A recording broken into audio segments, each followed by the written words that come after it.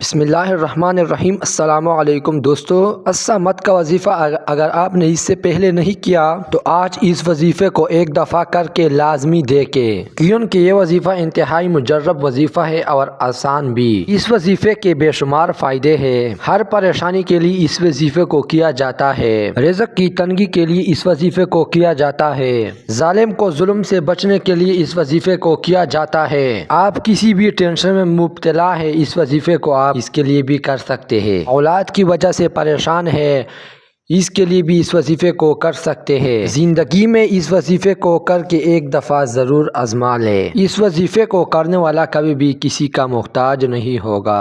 رزق میں روزی میں برکت ہی برکت ہوگی۔ رزق میں کبھی کمی نہیں ہوگی۔ بہترین روزگار نصیب ہوگا۔ بیٹیوں کی شادی کا مسئلہ ہے یا بیٹوں کا شادی کا مسئلہ ہے، اس کے لیے بھی اس وظیفے کو کیا جا سکتا ہے۔ پریشانیاں اور بیماریاں اگر ختم نہیں ہو رہی تو ان کے لیے بھی اس وظیفے کو آپ کر سکتے ہیں۔ اور اگر آپ چاہتے ہیں کہ آپ کو اچھی جگہ روزگار ملے، آپ کو بہتر سے بہتر روزگار ملے، تو آپ اس وظیفے کو ایک دفعہ لازمی کیجئے گا۔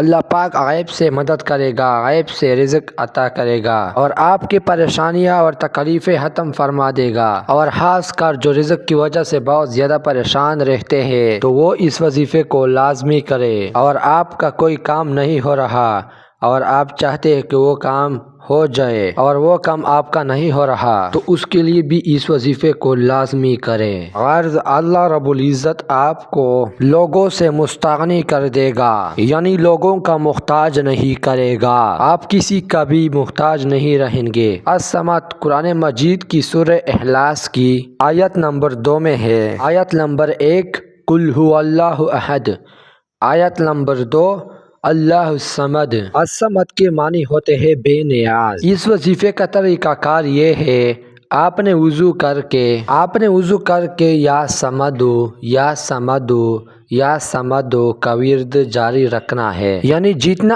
آپ سے ہو سکے آپ نے اس کو پڑھنا ہے۔ یا اگر آپ یہ چاہتے ہیں کہ آپ کو سچائی نصیب ہو تو اس کے لیے آپ نے سحر کے بعد 115 یا 125 مرتبہ آپ نے یا صمدو کو پڑھنا ہے۔